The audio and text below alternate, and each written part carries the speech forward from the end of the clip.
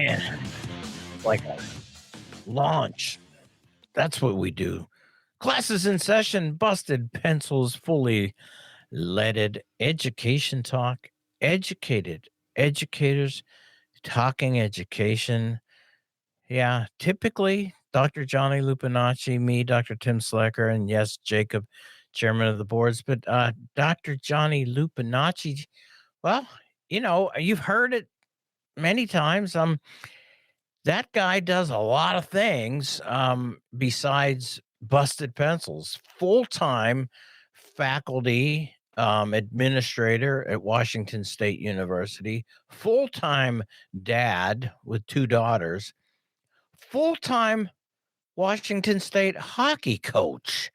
And occasionally he has a hockey game to go to. And this happens to be one of those days, Jacob. So I figure, we'll cut him some slack today. I like it, Tim, because I think it makes us seem a lot cooler because we've got a hockey coach as part of the team. You and I are leaving after this to watch more Star Trek, which is fine. It's cool, but it doesn't make us seem as awesome as a tough mustached hockey coach. Oh, so much to go on the hockey coach. However, Jacob, I may have to admit that my desire to finish this show and go watch Star Trek will probably be interrupted by needing to put in my time with Dancing with the Stars. Tim, I'm sorry. Say it ain't so. Who's the big star this year on Dancing with the Stars? By the way, is did I hear right that Andy Richter is on there? Oh, if he is, he's already gone from what I've seen. Poor Andy. Actually, you know what? Here's the thing. Yeah, my wife loves the show, and I, do what occasionally I, put on a show that I like the show. But there is one where I was kind of like, you know what? Oh, that's cool to see that. But the Crocodile Hunter's son is one of the stars. And he's like really good. Well, dancing a tango and wrestling a gator are basically the same activity, just in different formats. So it makes sense that those skills translate over to the world of the dance. Yeah, well, I just want to hear him doing one of the dances, though. Do the crikey, He hasn't done it yet, but so I know, yeah. But Johnny, hockey coach too, and every time I think about hockey, I just automatically go back to the Hanson brothers and one of my favorite movies, not just favorite sports and hockey movie, but the original 1970s Slapshot. Classic movie. But Tim, do you know anybody who happened to be in Slapshot? Have you ever met any people? Can you tell us an anecdote, perhaps? I actually met the entire war memorial fans that were there for the filming of, because Jacob, I was one of those people. No way. Yes, I mean, if you watch this one scene, they cut across the audience, the fans, and you'll see me, okay? Trust me, it's a real quick. They cut across the whole and there I was, but I was there. Yeah, interesting. Filmed in Johnstown, Pennsylvania, at the Johnstown War Memorials. People going, they weren't Johnstown. No, they were the Charlestown Chiefs, but actually they were modeled off of a minor league hockey team in Johnstown, Pennsylvania, called the Johnstown Chiefs. And my aunt was from there. And when they were filming, they were like, "Hey, come down. They're looking for extras." And those extras, your job was to sit there and act like you're watching a hockey game. Tim, you may call them extra actors. I call them essential actors here on Busted Pencils, because if not for them, the seats would be empty and the scene would be ruined. So thank you to our essential actors out there like you, Tim Slecker, Oh my making our goodness. movies happen. I love being essential. But, hey, class is in session. And I thought, Jacob, hey, we all sometimes need to admit that we have things to learn, or sometimes how to listen and to pay attention and to take in information and to process that information with as much objectivity as we can before we come to some type of a conclusion, right? I mean, that's what it means to be a democratic citizen, not a Democrat, but a citizen in a democracy is that we want critical thinking people who have the ability to, parse with information, with facts, with situations, context, and come up with decisions that, you know, are grounded in that whole idea of being a democratic citizen, not being a partisan, because that's what we do here at Busted Pencils. In fact, before we even get to that, Jacob, I was thinking, Busted Pencils, democracy's digital asset. Thank you. Thank you. Yeah. Boom. Boom, right there. Woo. And why not bring in democracy's digital asset with, a little bit of a democratic kind of lived lesson. And Jacob, you had sent me the Wisconsin Public Radio article, which, yes, people, WPR also puts out digital media, not just people talking. And it was an article that highlighted the Republican legislature and something they did, right? And people are going, "Oh my goodness," because they heard us, I'm sure, talking about the Republican state legislature in Wisconsin passing mandated 12-hour teaching, and we kind of broke that down, and we kind of laid into the Republican legislature, and so it must be then if the Republican legislature did something related to education. No need to read any further, right, Jacob? I sent this to you, Tim, and I was thinking, oh, cool. Tim's going to come in fired up and angry about what those darn dirty Republicans in Madison were up to this week. And I was excited to hear that we're actually going to have a conversation about it instead. Yeah, nothing there was I'm like, okay, so I say, listener, and Jacob will put it in the podcast description for when you do this to get to that piece.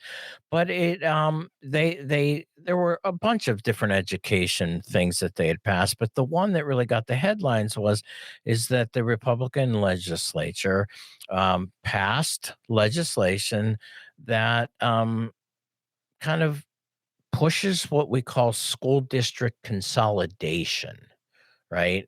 And I'm interested to hear more about that, Tim, because I'm not overly familiar with what this is all about. I get that in the broad strokes, and we can talk more about it, but it said there's fewer students than there used to be in Wisconsin, I think other states too, and it's about consolidating those districts. What does that actually mean, though? Well, I mean, you're pretty much spot on. Is to recognize that with declining population, declining demographics, particularly the K-12 demographic, if we're talking about schools, fewer and fewer kids, but yet the same number of. Think about this, right? So last year at Wisconsin elementary school X, there were 3 second grades with 22 kids in each of those 3 second grades, right? You're like, well, and that's why they have 3 second grade classrooms, because you need 3 classrooms to work with 3 groups of 22. Well, over time, when you're not growing or staying steady, you might be declining, which is a fact. there are fewer students, K-12 in the Midwest, actually in the Northeast too. Some of the few growing places, out in the Southwest and some of the southern areas. But the Northeast and the Midwest, there is a decline. We've talked about this. There's a decline in college students coming. You know, there's an overabundance of old people coming, and there's an underabundance of youngins. And so, think about this: is that so over time now, instead of three groups of 22, oh my goodness, this school year it looks like we're gonna have three groups of 15, right? And you start thinking, and so at the building level, building principal looking at that has to start making a decision with the budget, which is because let's be real, each student then is a certain amount of tax dollars that comes with them to help fund their education, which is paying the teachers. So if you've got, do the math, that many less kids, right? But you're still paying for the upkeep of three classrooms, and you're still paying for three teachers. Um, but you're actually not bringing in the same amount of revenue. And so a school district gets into a budget issue there, right? So that's what we're talking about here happening, that school populations across Wisconsin are largely on the decline. And so it this kind of gets to the point of going, holy crap, this is maybe not that much of a complex issue if we're only just really wrestling with numbers.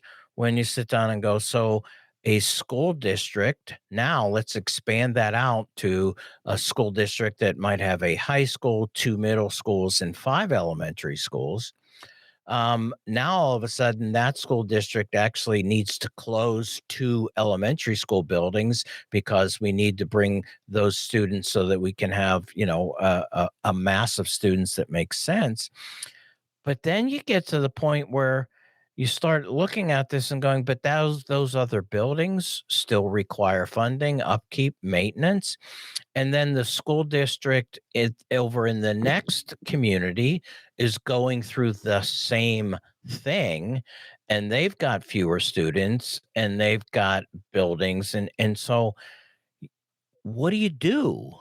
Because it's a public school system, and well, you say, hey, maybe school district A and school district X, maybe you should become the new school district AX, and let's bring together all of our resources so that we could have, hopefully a new thriving population of a robust enrollment.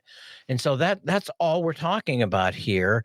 And actually, when you look closely and read too, the legislation actually creates a resource, in other words, cash, to help school districts that would be interested in consolidating, or maybe the other word people might get an understanding is to merge, to bring some multiple school districts together into one new one. And the legislation doesn't require it. It puts in motion an incentive to do it, and that incentive is also coming with cash to help that consolidation happen. And I read that and went, well, yeah, that only makes sense. Yes. I've got the direct quote here from the article. Shannon Zimmerman, a representative from River Falls, says, "This is a feasibility package. This is not a mandate. This is if the school feels compelled to explore the option, we're giving them the tools to be able to do so." I think that makes a lot of sense. And from what you've been describing to me here on the show today, it does make sense. It sounds like cutting down on some of the unnecessary expense of heating and cooling and maintaining a school built for 800 when there's only 400 people in it still. That makes sense to me. If I could ask you, though, Tim, I mean, why are people opposed to this? What is the other side? I mean, what is it simply that, and I can see one thing right away, is it simply we care about our teachers and we can see that if we're cutting down on classrooms, that could mean less teachers? Is that the big sticking point, or am I missing something else in that too? No, I mean, so the opposition to this is, yeah, I mean, it, okay, you're going to need fewer teachers. Yeah. You are. I don't like that. I don't like how that feels. I get that. And, what I'm saying here is this is not something that you go, oh, the Republicans were right and we need to celebrate. No, they're just pointing out a reality. And so to me, Hmm. it becomes a painful though process to actually do it. And here in Pennsylvania, I've seen it done a few times, and it is not something that just woohoo, aren't we better now that we're all together? Because you got all kinds of things, like you just said. First of all, actually, that consolidation or merging typically then means that you have less both faculty and staff, right? So yeah, there's going to be some cuts to do that. There's also the issue of maybe the school that was down the street from you, when this consolidation happens, now your kid's on a bus for 40 minutes Yeah, yeah. going to the other school, right? And so that's painful, unpleasant, uncomfortable, something as a parent you go like, well, this doesn't make any sense to me and my child, because school was right down the road. Everything was working out great for me, and so that's painful. And then the other part though too is that it, not that we don't like our neighbors, but come on. We're the Steel Valley Ironmen and you're the West Mifflin Vikings, and I'm never going to be a Viking ever because I'm an Iron Man. Yeah. I feel what you're saying. Yeah. Uh, I, it's I, funny. It's funny, Tim, because it's kind of like Dr. Pepper versus Mr. Pibb. The more similar you are, we're two towns right next to each other, the more that rivalry grows. And you feel like, no, you're sure our towns are essentially the exact same place here in central Pennsylvania, but darn it, we're on this side of the highway. right, and my grandfather was a Viking and my father was a Viking. Yeah. And my kid's gonna be a Viking and his kid's gonna be a Viking. And you're like, well, maybe not. And actually, yeah, having grown up in Pennsylvania, where I saw a significant one around the Pittsburgh area, particularly in after the late 70s and 80s, and the essentially the implosion of U.S. Steel, and truly, a lot of joblessness, but then also population decline.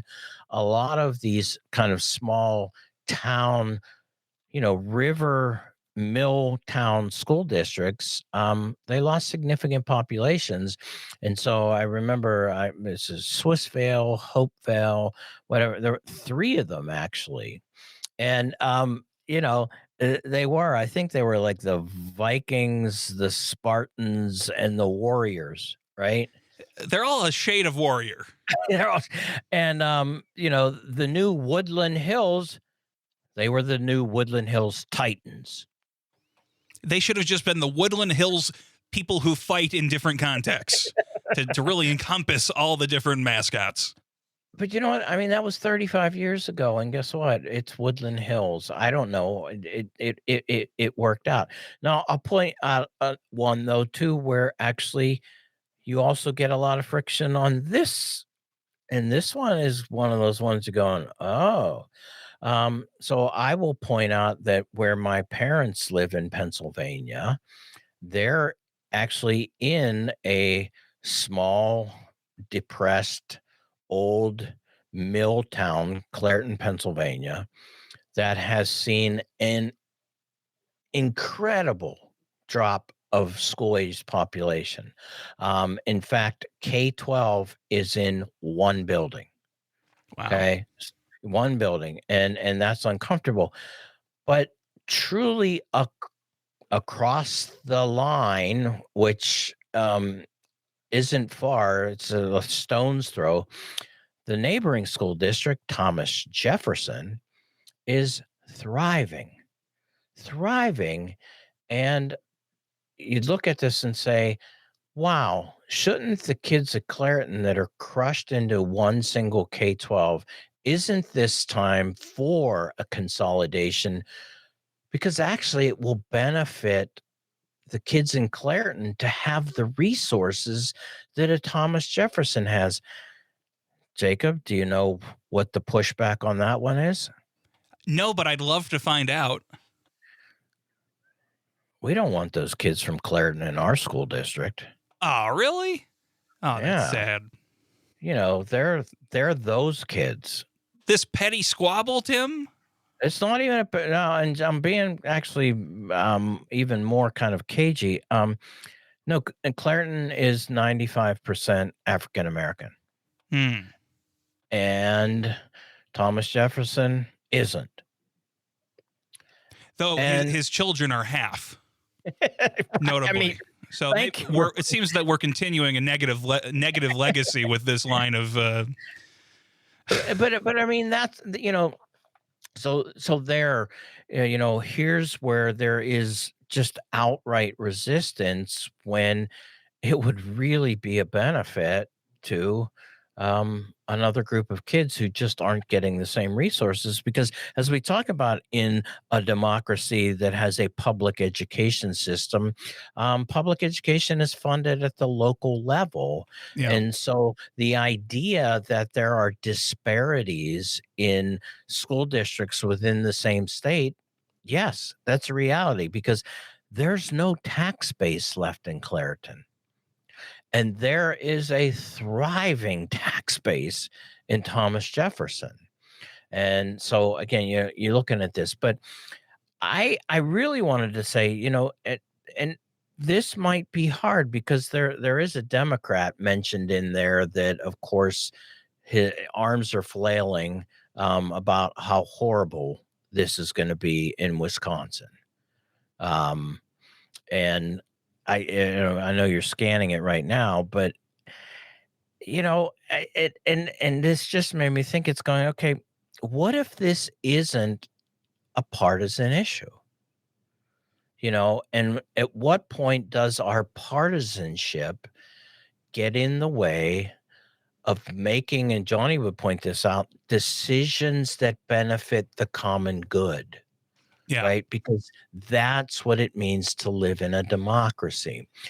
We want to do what's best for all of the people, our neighbors. And is this helpful in the sense to say, hey, you know, school district in somewhere in, you know, Racine, somewhere in Wausau, a couple different schools up there, would it be better for them to consolidate, merge, come together, and therefore kind of create more resources for all of the kids?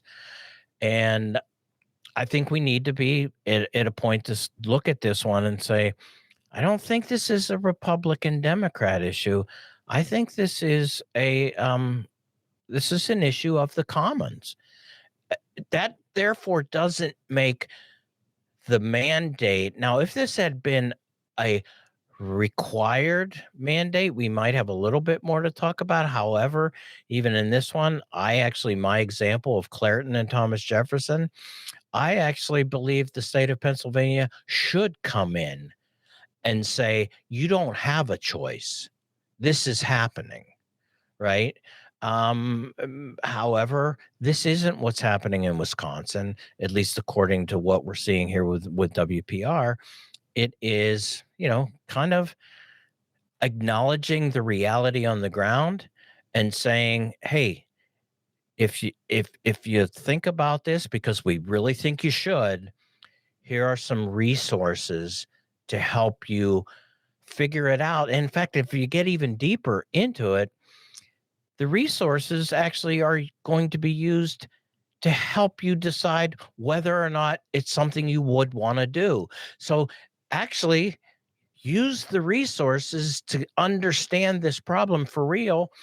And there is a potential that you might come back and go, hey, you know what? Here's how we've figured out we don't have to consolidate.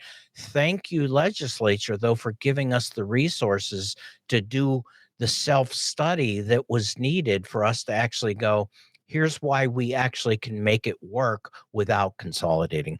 So, I just look at this as going, sometimes things aren't always Republicans versus Democrats. But this to me goes back to, what does it mean to live in a democracy? This is where being, savvy with the media and reading and understanding, because factually, the Republicans did put forth this legislation. Tim, oh, sorry. Go ahead, Jake. No, go. I'm sorry. Well, I've been listening to what you're saying here, and I think that consolidation makes a lot of sense depending on the situation. And what we learned from this article, the fact that it is not a mandate and that it's voluntary, that it's providing the resources for these things if districts should choose to do so. I think that there's a lot to that in terms of recognizing the realities on the ground in some of these communities across the state. And what I would say is that a lot of those things that you brought up as the potential objections or things that people on the other side of the issue would have as issues with this as an idea, that those make sense to me too. But what I would tell people who are against this is, instead of just ignoring this problem that exists, how about say, well, this is how Democrats would propose consolidation. This is how a liberal or a progressive will propose consolidation. Work with this idea instead of just ignoring it. I think a lot of times that's a problem that we can run into, or that people who oppose things run into. There's a quote, and I do not know who to attribute it to, but basically they said that when the reasonable, moderate people in a country refuse to look at issues, then it's the wacko populist guy who will come in with an idea. Don't concede the issue to them. Come up with, how do we address that? And I think there's a lot of room for people to work together on this law that was presented by the Republicans and passed. I think it is a good starting point. And instead of rejecting it, just keep building on it and move it in direction in the minutia that you think it belongs. Yeah. My goodness, Jacob. Why did you let me go on and on and on when you should have just said that to begin with? I needed time. Claude was writing that out. I needed generation time. Oh, good. Awesome. I love that. Yeah. So there it is.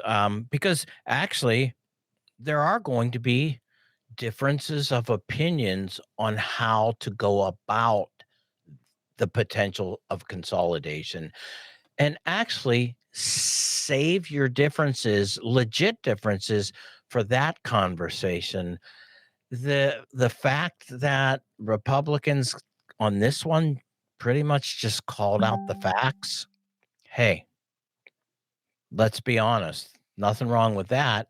Now, though, we as democratic citizens have the responsibility, Jacob, not the accountability, the responsibility to now participate and help this be the decision that truly does serve the commons, or particularly when we're dealing with schools, how does it make things best for kids, right?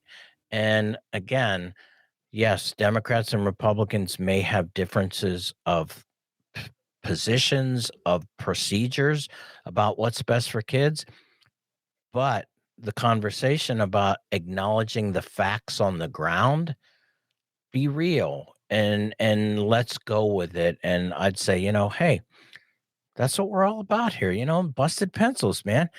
Jacob, democracy's digital asset. We're participating in democracy right now, Tim, because people cannot participate in their democracy if they don't have access to high-quality information and good discussions on issues that matter. And that's what you get here on Busted Pencils 3 times a week and every Saturday. Man. And with that, Jacob, you know what that means. Now is time for your moment of Zen.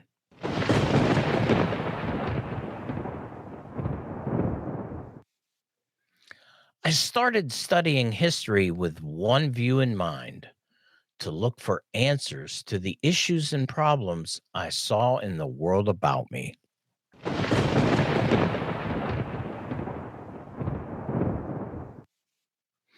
Hey, thanks for listening to Busted Pencils Classes in Session. Hey, make sure you hang on for Friday, Jacob, Producer's Choice, Saturday, 1 full hour, yes, of Busted Pencils across all the Civic Media radio stations, wherever you're at. Come back again on Monday for Home Room. And Jacob, the other thing too, it's the holiday season, everybody. Busted Pencils, whether it's Thanksgiving, whether it's the December, January holidays, we wish you safety, happiness, and just some good old fashioned, nice fun with family and friends, and even your crazy uncle who you politically disagree with. Give him a little bit of a break this holiday season.